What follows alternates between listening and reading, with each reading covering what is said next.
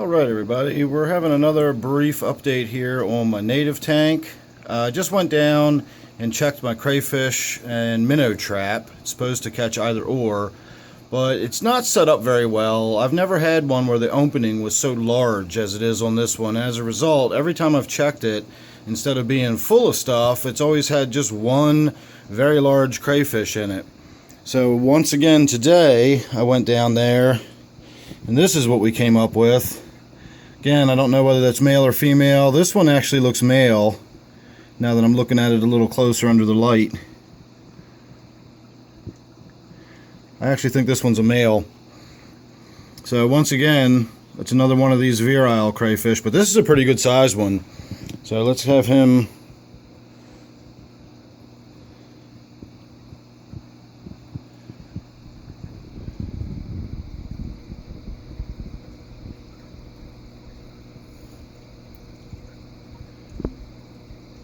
So this one is definitely of the size that it will be able to grab one of these shiners.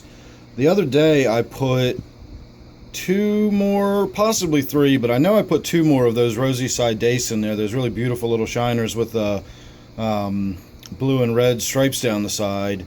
And I have not seen them since. So it's possible that the crayfish caught them if they sleep down near the bottom at night. It's also possible that the bluegill sunfish that I still have in this tank might have eaten them. The bluegill, despite being a fairly large sized fish, has a pretty small mouth, and they're not really aggressive when it comes to feeding on smaller fish, like when I had those green sunfish in the tank. Those things are just beasts. They gobble up anything that approaches the size they can swallow. They're going to have a go at it.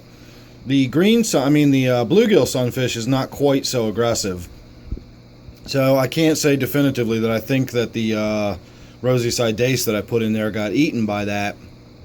But they're gone nonetheless. Whatever devoured them, they're devoured. And so I'm going to keep on working on that. I'm really happy to see that I'm trying to get both of these at the same time. That little warmouth there is just developing so much personality, and he's such a clever little thing. He hides from me when he sees the net in my hand, but he comes right over when he sees food. When the larger fish are around, he drifts away and goes and hides under something small enough that they can't get to him. He's been eating a lot more. Now that those green sunfish are out of the tank, he's coming out.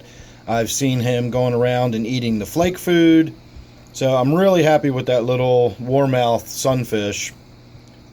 And I think he's going to do just fine, provided I don't put anything huge and super aggressive in the tank anytime in the very near future.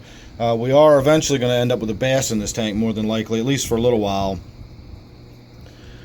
But on a final note today, before this one finds a spot to bury itself, I am getting ready to go out the reservoir.